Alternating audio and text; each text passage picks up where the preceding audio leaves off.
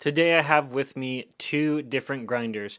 I have the Turin DF64V here, and I have the Turin CF64V. So slightly different grinders, and I want to go through the differences of them and which one I would choose. First off, I want to start by saying that both of these were sent to me for free from Espresso Outlet and Turn Grinders. They have no affiliation with this video, and they don't know what I'm going to say about either one of these grinders prior to this. I just thought this was a very interesting release because both of these grinders are pretty similar when it comes to performance. Now, I do want to note that my DF64V is the Gen 1 version. They've since changed two things. They've added an a slow bean feeder on the inside of it, as well as making it a plasma generator, which allows it to basically reduce static on here.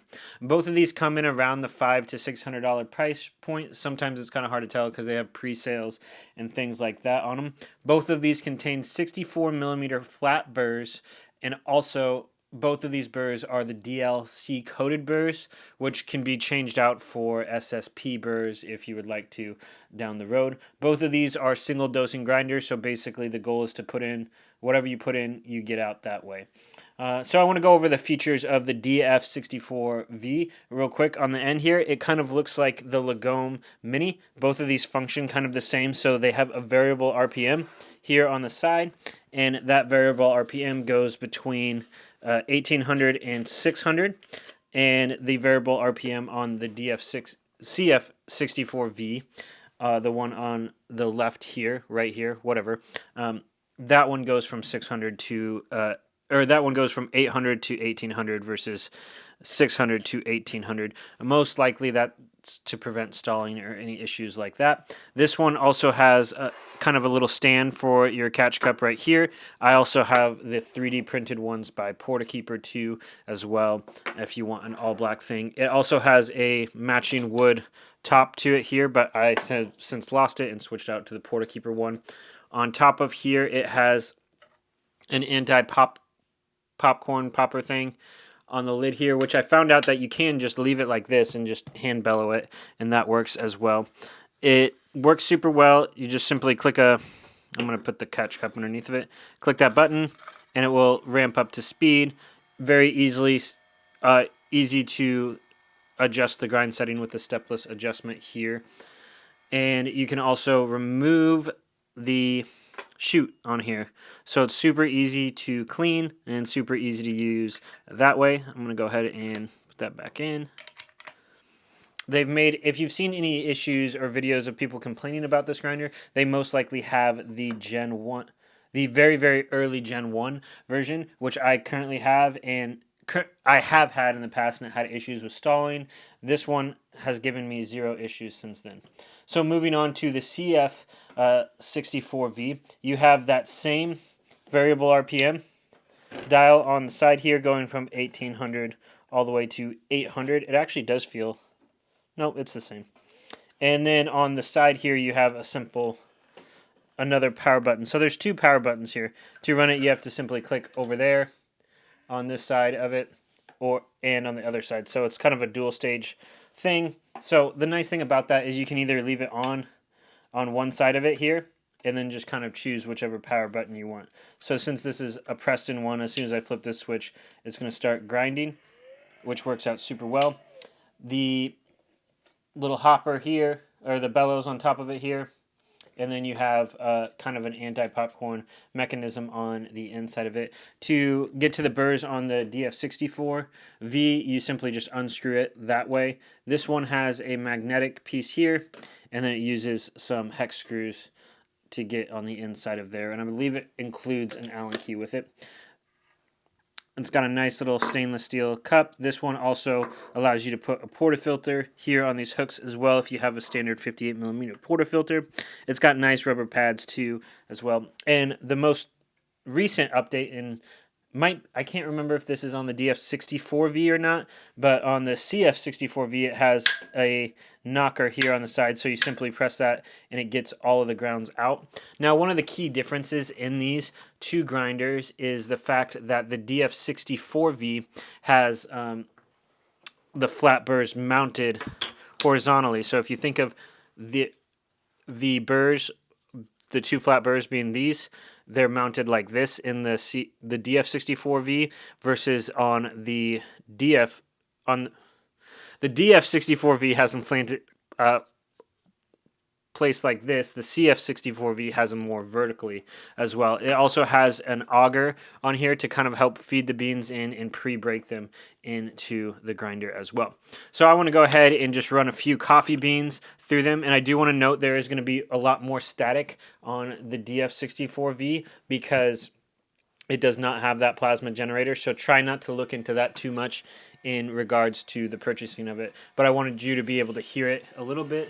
So that was the noise of it prior to grinding. I'm going to put a couple beans in there too as well. I have these both set to setting 15 at the max RPM. So this is an espresso setting for a 58 millimeter portafilter.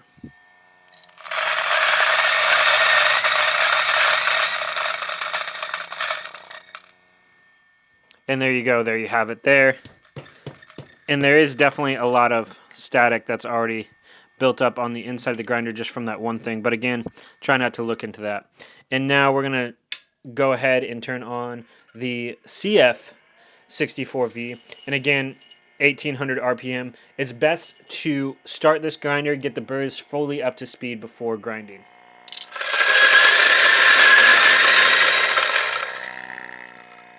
And you can see that's pretty clean in there.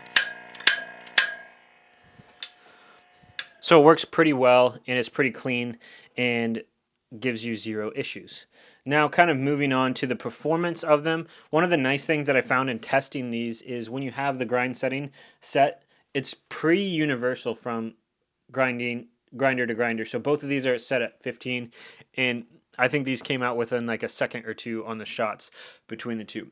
But honestly, between the taste of them, I couldn't really tell a difference. I think you're getting great espresso either way with the DLC burrs on the inside of it. I didn't really notice much of a difference between having the burrs vertical versus horizontal. So that being what it is, it's not too big of a deal for me. Now, the question is, which one would I recommend? First off, if you already have one of these grinders, I would say don't worry about getting the other one. I don't think you're going to get a huge, massive upgrade from one to the other.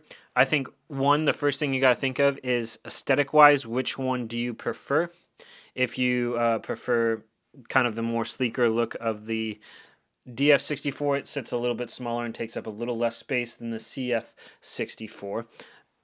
The one thing that I do want to note for the DF64V, this one over here, is if you wanted to use one of those blind shakers, you have a nice little stand, which makes it really super easy to put whatever kind of catch cup you want on it, and it has no portafilter hooks. If you want to grind straight into the portafilter, this one obviously has the portafilter hooks, and it's going to work a lot easier and a little bit more cleaner for that. So overall, for me personally, I don't typically use a blind shaker unless I am using one of my Weber Workshop grinders that includes it. That's the only time I use it, and I don't really find a ton of benefit to it, which would lead me naturally to use the CF64V. And the reason for that is because of the knocker here on the side, and it just seems like it's an overall cleaner grinder. Even if this had the plasma generator, I just really like the layout of this, the look of it, and the use of it. Actually, I would prefer the look of the DF64V over it. So the real reason why I would choose one over the other is if you want the looks, whichever one you find better looking, or if you want the forks for a portafilter, then that makes it easier to use on that way. But both of these are great grinders. Both of these have held up well. Both of these work super well. So if you have any grinders, I would love to hear your thoughts on them. If you've had any issues, if you enjoy using them. But really, if you're looking for a slightly step up grinder and you want to play with that variable RPM, it works super well on both of these grinders. However, I don't find myself changing it very often. I have it at the max RPM for espresso and usually drop it down pretty low for pour over in order to prevent fines coming out. But honestly, either way, I think it's perfectly fine. Now the question is it worth like a couple $100 over the DF64 Gen 2? That's kind of debatable in there. I think the taste is slightly better because you get that DLC coated burrs, but that's pretty subjective, and you could buy SSP burrs for the Gen 2. So it really just depends. Do you want that variable RPM, and do you want a little bit different of a look?